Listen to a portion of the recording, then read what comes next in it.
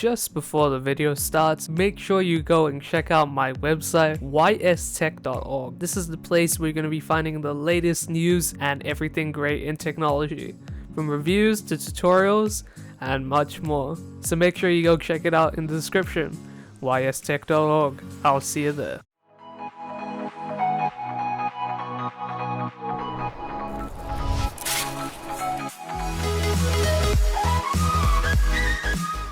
Hey guys, it is YS from YS Tech here, and today we're going to be looking at a budget PC build for Black Friday. So let's get straight into the build. So first off, we're going to start off with the CPU here, and I've chosen a Ryzen 5 2600 clocked at 3.4 GHz. Now this is a 6-core processor, and it's going to do pretty well. There are budget options like the Intel ones, however, in my opinion, I think you better stick with the Ryzen.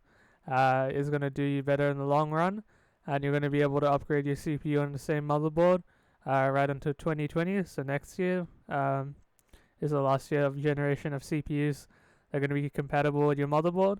So it's definitely future proof for that. And overall, this guy is a good performer, especially in gaming and as well as content creation. If you want to get into that or anything else like that, it's going to serve you really well. I have a Ryzen 5 as well in my system, and it's doing me very well for about 2 years now. And that comes in at about $230 from PB Tech.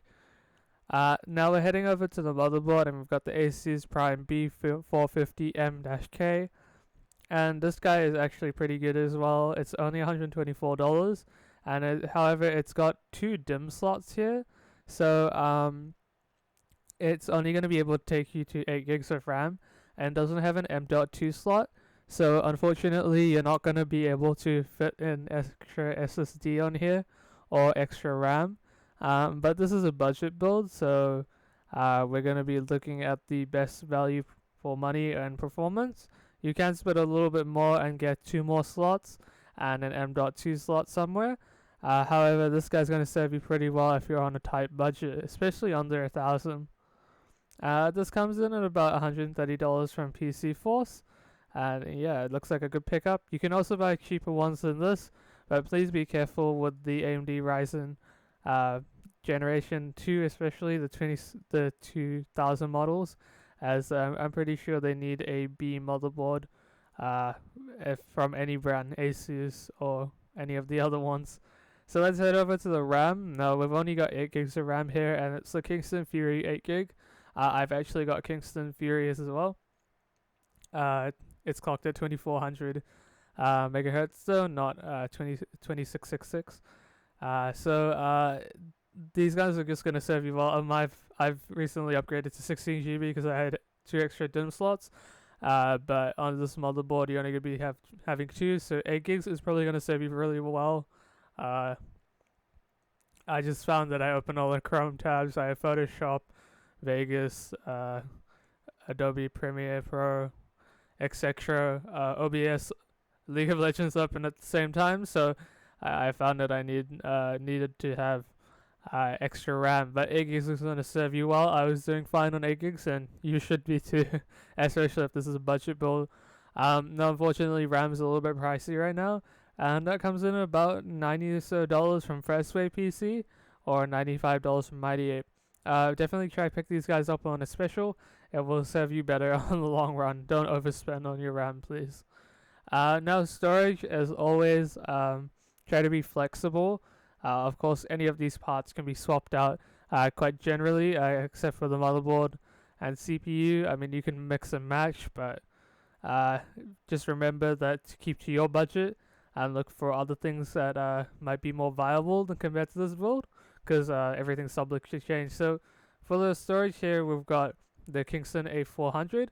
Now, it's definitely not the fastest SSD in any circumstance. It's pretty quick, but not one of the fastest SSDs. It's more of a budget option. It's 240 gigs, and it only comes at $57 from PC Force. And this is actually a pretty good option.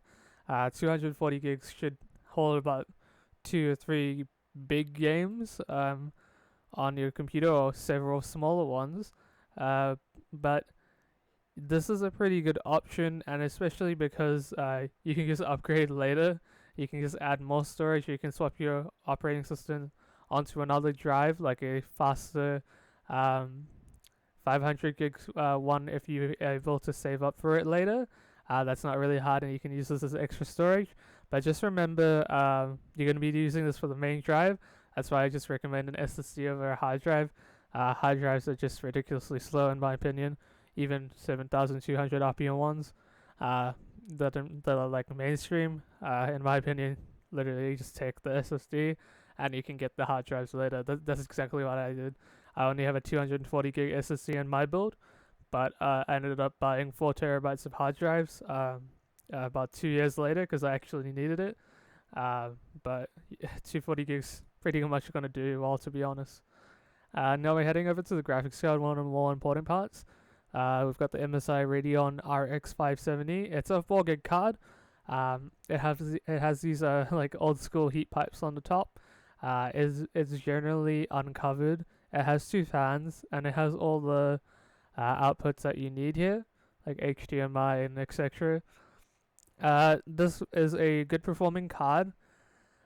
Just remember that the RX 570 is actually better than the 1650. Please stay away from the 6050 until the price falls down, because the 1650 is just not that great of card.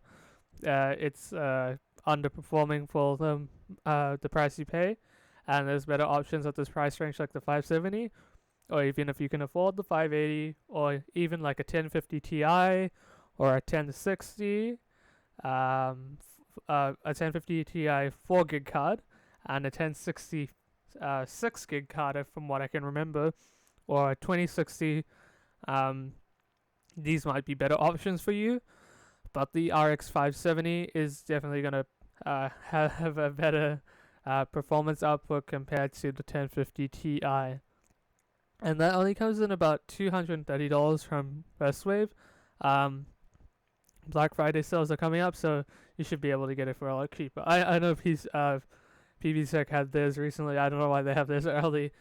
To be honest, I kind of forgot about that. I would have released the video earlier, but I didn't even know they were doing this early. I only realized on Friday, and I recorded something, but it kind of the audio didn't sound great, so I didn't bother uploading that. So let's head over to the case. Now the case is whatever you want it to be. Now the motherboard we've chosen is actually a micro ATX motherboard, meaning that it is actually smaller. So you're going to be needing to pick a case, but make sure it says micro ATX on it, because the standoffs have to be the right size for the motherboard, and otherwise your motherboard's not going to fit inside your case. Now this is a mid-tower case, and I just did that to account for the amount of space that the graphics card is going to be taking up. It looks like a decently big card, 246 millimeters, so it's in the middle, but definitely it should be fitting in this case at least. And yeah, well, there's a decent amount of space in here. I like the design on the front. It looks nice and sleek.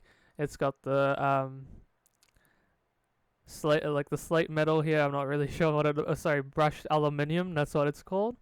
And that looks pretty good to me. So this case looks like a good option. It doesn't have any fans on it, but you can buy one for about $10 or so, or you can buy one from AliExpress for not recommended for about $5. So we can add that onto the budget, I guess.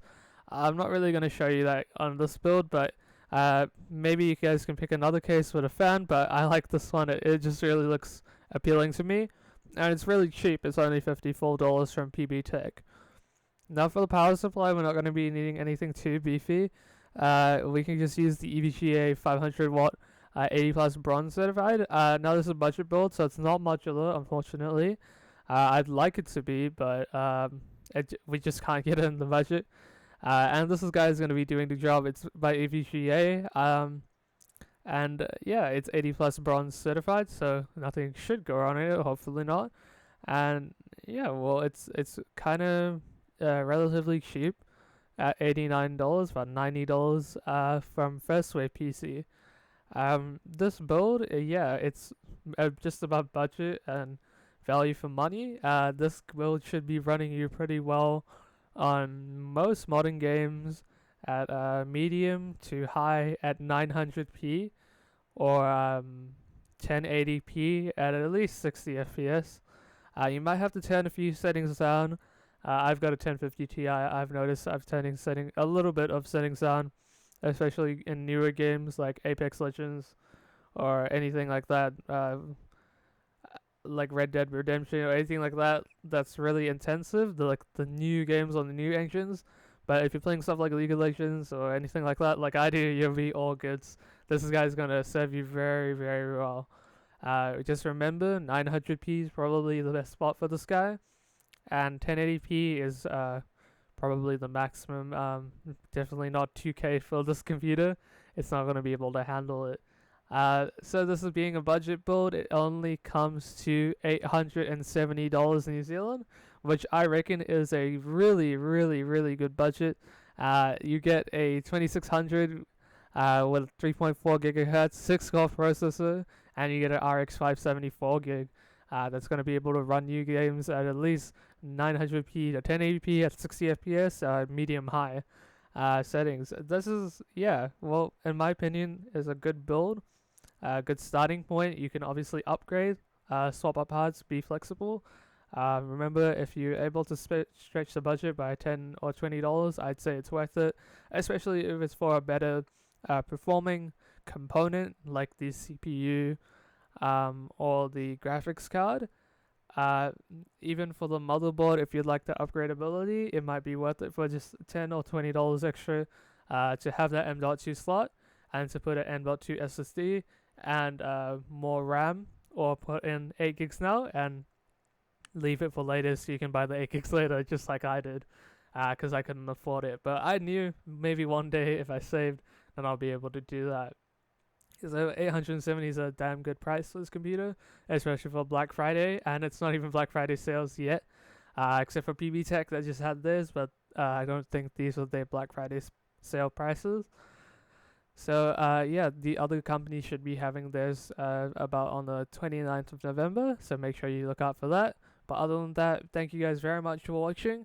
If you're watching this on YouTube, make sure you go and check out my website, YS. There's a new post every Wednesday, so make sure you guys go check that out. And if you're watching this on ystech.org, make sure you go and check out my Twitch channel, twitch.tv/Beezito. I'll be streaming every day on there until I go on holiday or something like that. But thank you guys very much for watching, and I hope you guys have an awesome day, and I'll see you guys later. Bye.